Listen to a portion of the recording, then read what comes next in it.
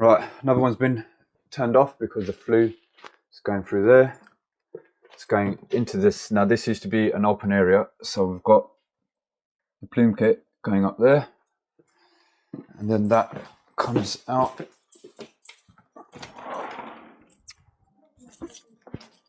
comes out there.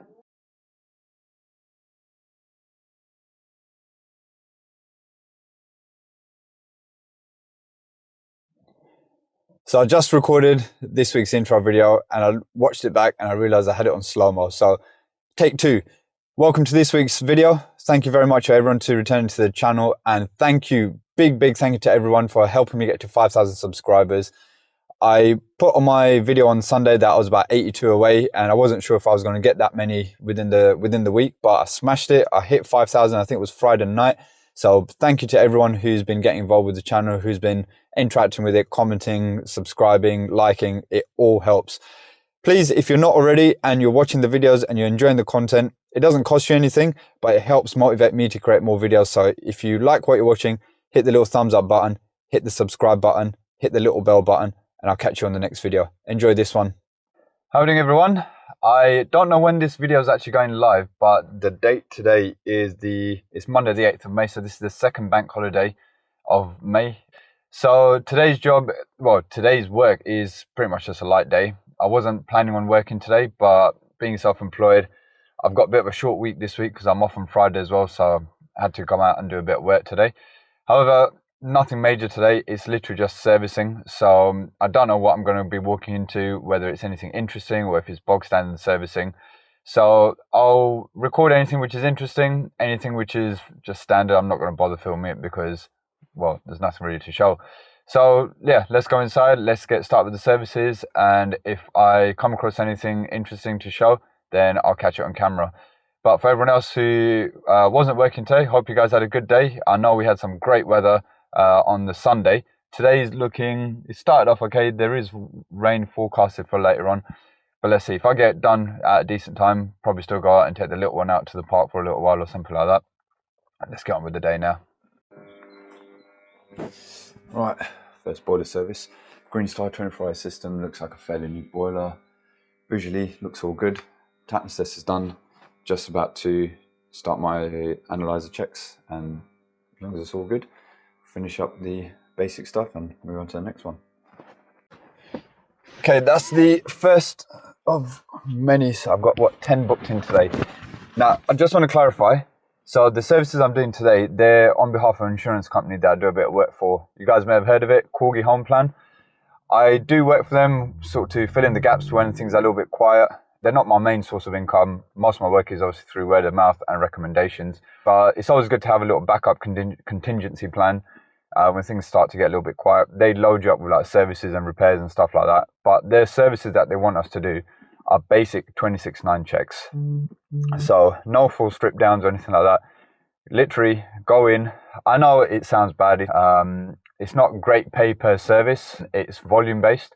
So like I said, today, where it's a bank holiday, I haven't got any actual work booked in.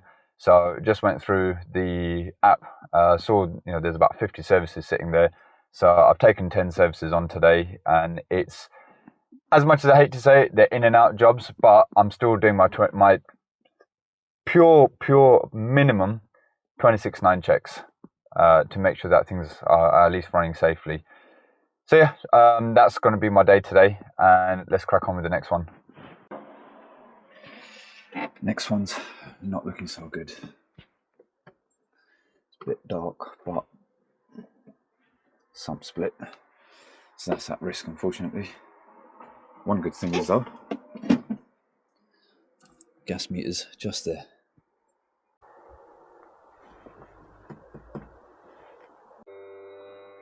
Right, next service, got a back to Geotech GA.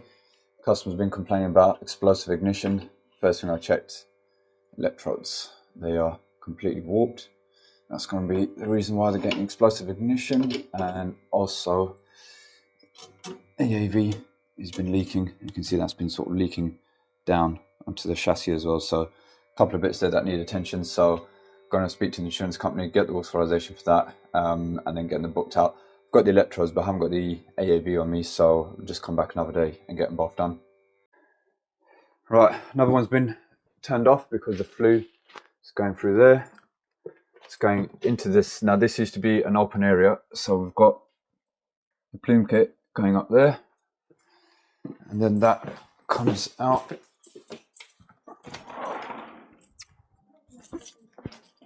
Comes out there.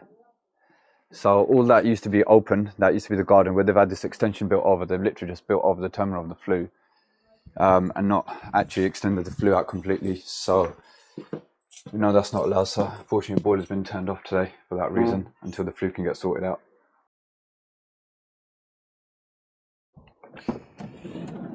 Morning, it is Tuesday, the Tuesday after the second bank holiday of this month.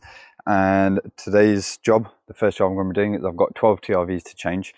So EPH have kindly sent me out 12 of their TRVs because I've been using a lot of the products. So I'm going to be fitting them. Got my jobbing bag here. I'm going to fill that up with everything that I need for today's job. And it's a sealed system, it's a pressurized system. So I'm not going to be draining the whole thing down. I'm just going to be dumping the pressure out of it and then swapping the valves over one by one. So let's get in, let's get set up, and then let's crack on. So we've got the Worcester high flow here. So all I'm going to do first is drain the pressure off the system. So we've got the return filling loop point there. Put my little hose on there. So let's start draining that out.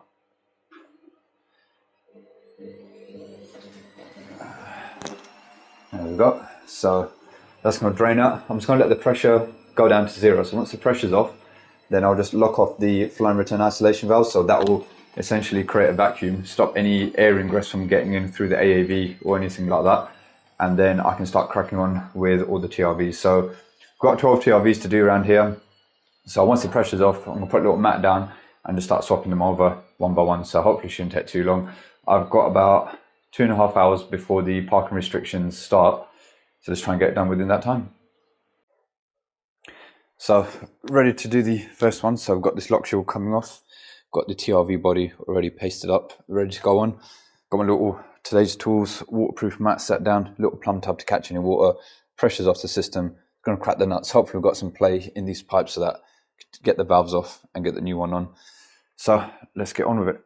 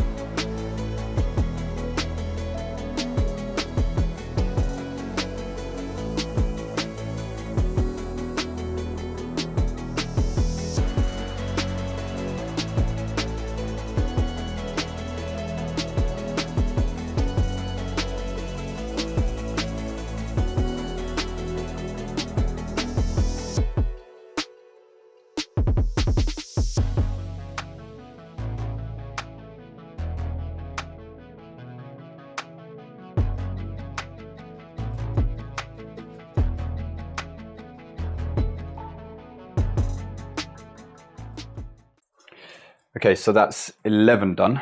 I had accounted for 12 because we've got one in this bathroom. Let me just move this basket out of the way, but they're both on the old 3/4 inch connections. And considering the age of this radiator, I'm not comfortable trying to take that tail out in case it splits the rad, because it's quite an old rad. I mean, this one's just in the bathroom anyway, so it's not going to be affected too much whether it's got TRV or not. I did say to the customer already that all of them I can change except this one. I'll have a look at it, but on close inspection it's not really worth risking trying to get that tail out in case that rad splits and then we've got to get a new rad.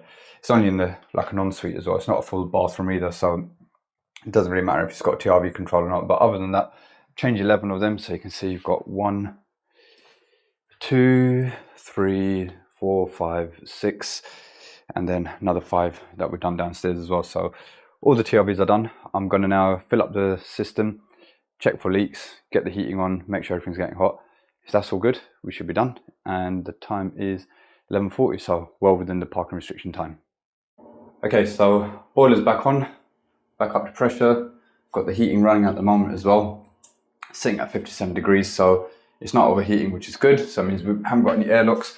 Also, I didn't have to touch any of the lock shields, so I haven't got to worry about rebalancing the system. I've been around the property, all the valves that have changed, nothing's leaking, so that's a good sign. And there we go, that's the EPH valves. So they look nice and simple, straightforward. Obviously you've got 0 to 5. And you've also got frost protection mode on there as well. So that's already getting warm.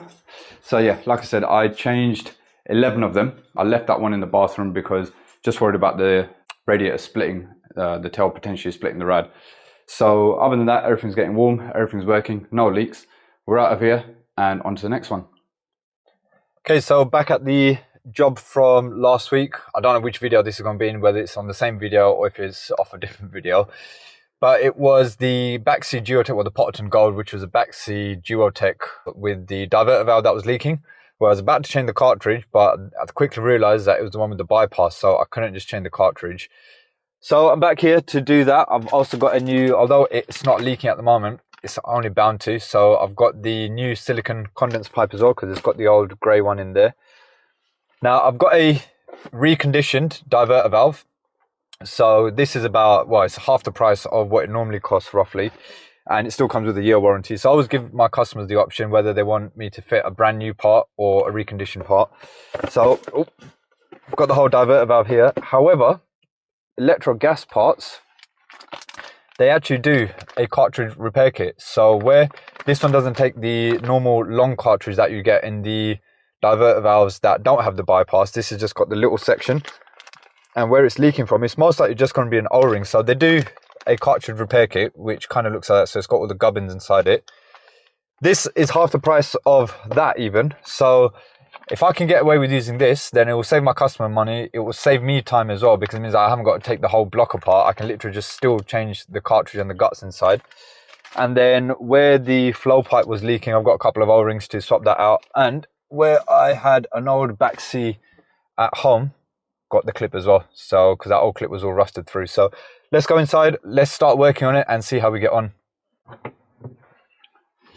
Right, here we are back at the leaking diverter valve. So you can see it's just leaking, it's light, better position, so it's leaking directly from there, just from the cartridge bit there. I'm surprised I'm not actually taking the motor out, but hopefully that's okay. And then the other leak was coming from the flow pipe there, so doesn't look like it's the main heat exchanger. It looks like it's just the O-ring. So I've got the O-ring. I've also got the new condense hose as well, so I'm going to swap that over as well, because we know that's prone to splitting. Don't want to have that on our heads as well. So going to isolate the boiler, drain it down, whip that cartridge out and see if I can just use the repair kit on it. Right, as always, they don't always go straight as straightforward as you want. The drain off on there, it seems to be blocked, so there's nothing coming out there. Luckily, got the filling loop just underneath here, so, and the non-return valve is on the cold main side, so I was able to take it off the return side and drain the boiler out through there. Luckily the boiler is the highest point because we're in a flat, so I haven't got to worry about any water coming up through the pipe work. Recharge the vessel and you can see the quality of the water in there, and that's going to be the main reason why that diverter valve cartridge is leaking, because it's dirty water, and that's probably why the drain off is blocked as well, because there's probably dirt in there as well. So expansion vessels will be recharged, boiler's drained out now, start working on that. I've also soaked that in WD-40 as well, because I'm going to be popping that out and changing the O-ring. So I need to pop that out. I need to undo the expansion vessel nut there, and also the connection on the left hand side there, to be able to wiggle that pipe down and then change the O-ring in there. Right, so I've managed to get the cartridge out. So these cartridges, they're not like the newer style where you got one piece, they're in separate bits. So got the top piece there, and then you've got the little spring section in the middle. Now the rest of that block is hollow, other than another little spring bit at the bottom, which we don't need to worry about. But luckily in this repair kit we've basically got that, so that's going to replace the top section.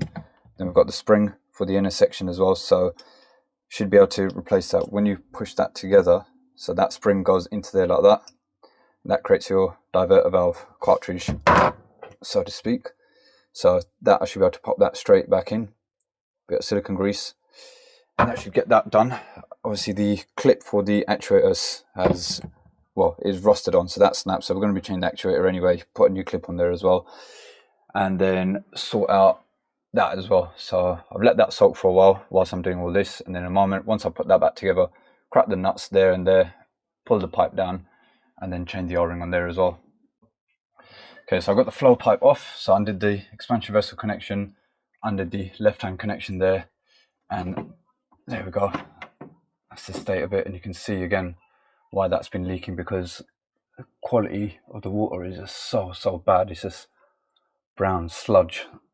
Even inside, I don't know if I can get a shot right inside the main heat exchanger, but yeah, system is full of crap.